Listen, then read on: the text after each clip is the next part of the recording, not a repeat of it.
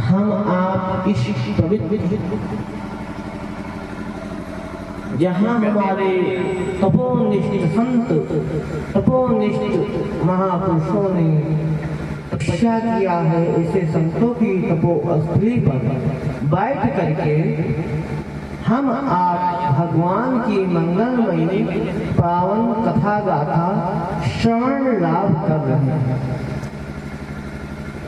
आज हम लोगों का परम सौभाग्य है भैया, जहाँ राम कहाँ अवध निवासा, जहाँ मेरे रघुनाथ जी हैं वहीं भैया वहीं अयोध्या है। जहाँ राम कहाँ अवध निवासा, जहाँ मेरे रघुनाथ जी वहीं अयोध्या। तो कहने का तात्पर्य है जहाँ संत जन, जहाँ भक्तजन भगवान की तपस्या करते हैं। देखिए समझना हमारी बात को, इसीलिए हम बहुत विलंबित बोलने का कोशिश करते हैं कि जिस बात को कहे तो आपको गहराई तक समझ में आए। जहाँ भगवान के भक्त संत तपस्या करते हैं वही भैया तीर्थ हो जाता है। भगवान के भक्त को और भगवान के सेवक दास को संत जन कहीं तीर्थ नहीं जाना पड़ता है, वो तो स्वतः चलते हुए संगम की भात होते हैं। और महाराज हर क्षण हर जगह उपलब्ध भी रहते हैं। जहाँ संत रूपी संगम विराजमान हो जाते हैं वही प्रयागराज हो जाता है। महाराज जिस स्थान पर इस समय सेवा चल रही है वहाँ राम प्रताप दास जी महाराज के संत हुए, उन्होंने तपस्या किया, उन्हीं के नाम से आज मिल्कीपुर में बाबा बगौड़ा नाथ धाम के नाम से प्रसिद्ध है। अब बताइए, पहले वहाँ धाम नहीं था, एक ठाकुर साहब की बगिया है, उसी का नंबर है। और उन्होंने तपस्या किया तो उस ठाकुर साहब ने महाराज जी की कोई नहीं होगी आपस में मांग जा, पूरी हुई मनोकामना, उन्होंने अपने बाग में ही स्थान बनवा दिया। फिर वहाँ के क्षत्रिय लोगों ने महाराज 18 बीघा जमीन बाबा के नाम कर दिया, आज भी वहाँ संत सेवा हो रही है। तो जहाँ संत जन बैठ जाते हैं, जहाँ उनका पदार्पण हो जाता है वही धाम हो जाता है। और महाराज कौन सी ऐसी गली है जहाँ संत जन होना। अब वैष्णो देवी चले जाओ, जहाँ पहाड़ियों में आपको सारी व्यवस्था लेकर चलते हो फिर भी आपको अव्यवस्था हो जाती है, वहाँ भी आपको महात्मा मिलेंगे। आप कहीं भी भारत के किसी कोने में चले जाओ, बाबा गोस्वामी जी कहते हैं कि सब ही सुलभ सब दिन सब देशा सादर से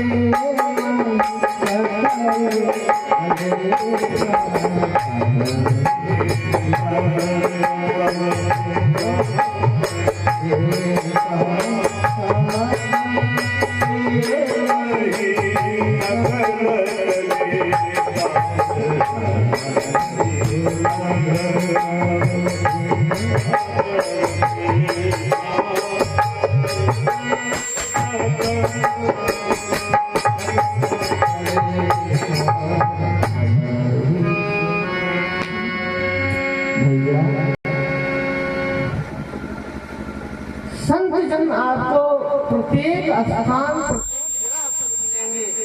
संत दो प्रकार के होते हैं।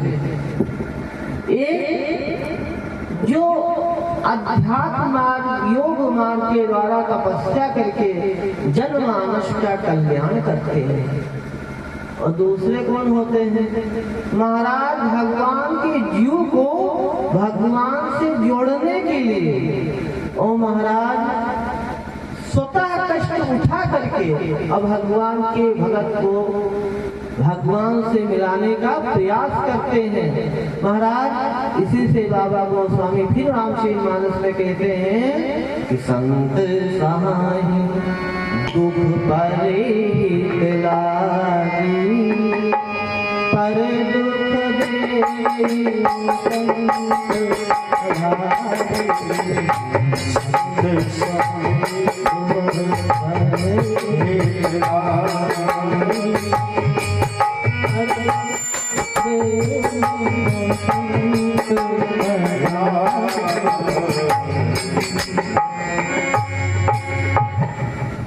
महाराज, महात्मा लोग जनमानस के कल्याण के हित ही और सदा सर्वदा दिन भर अगर वो चिंतन करते हैं तो उनका ना बेटे का, ना बेटी का, ना दुकान का, ना धंधा का।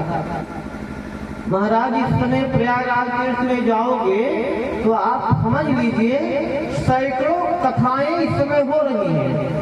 मेला चल रहा है ना, वहां तो कुंभ लगा ही है। और महात्मा माननीय गुरुभाई जी जा करके महाराज जी सुंदर सी कथा श्रवण कर सकते थे। क्या जरूरी था इतना बड़ा आयोजन करने के लिए? पर नहीं, हमारा क्षेत्र, हमारे भगत का कल्याण हो। और कल्याण एक बात और बना दे, बड़े बड़े मेडिकल कॉलेज हैं, आप चले जाओगे तो जैसे अनाज के बोरे, अनाज के मंडी से बोरे निकालते हैं, ऐसे 100 निकाले जा रहे हैं। ना पैसा बचा पा रहा है, ना MBBS डॉक्टर बचा पा रहे हैं, और ना कोई रोग का पता लग रहा है। लग रहा है? आप बताइए।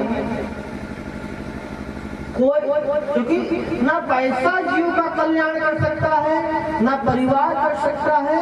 अगर किस जीव का कल्याण कर सकता है तो मंगल करण कलिमल हरण तुलसी कथा।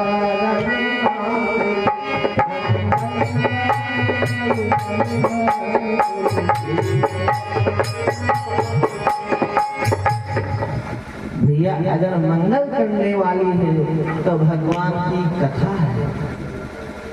प्रभु राम की कथा ही जीव का मंगल करती है।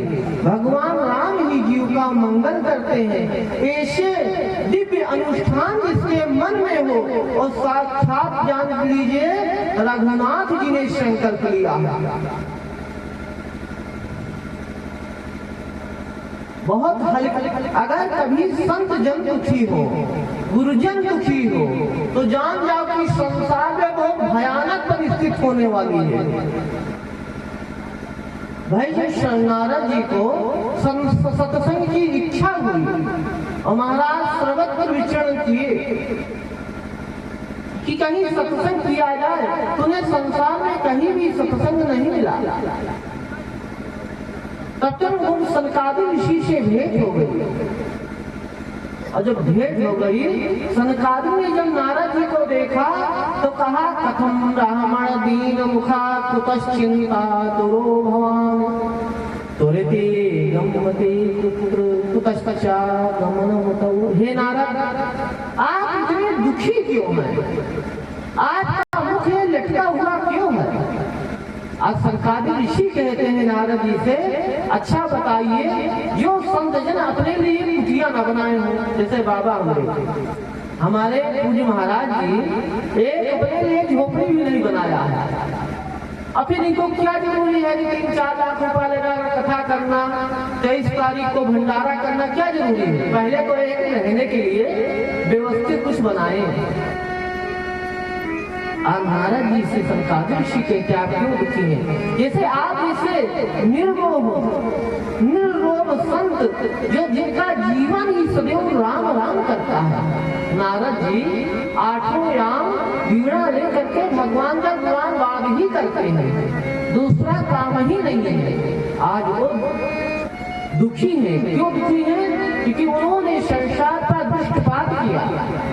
देखते हैं कलिकाल के जीव इतने लोभी हो चुके हैं, इतने लोभी हो चुके हैं कि तरुणी प्रभुता गेहे शाल को हृदयका कन्या मृत्यु भाग दंपति नाम चकल करम। महाराज, कलिकाल के जीव इतने लोभी हो गए हैं कि अपनी बेटी का विवाह नहीं विक्रय कर रहे हैं। जहाँ सौदा कट जाए वहीं विवाह कोई दे। बताइए, जो आज हो रहा है पहले से संशोधन हमारे बताए।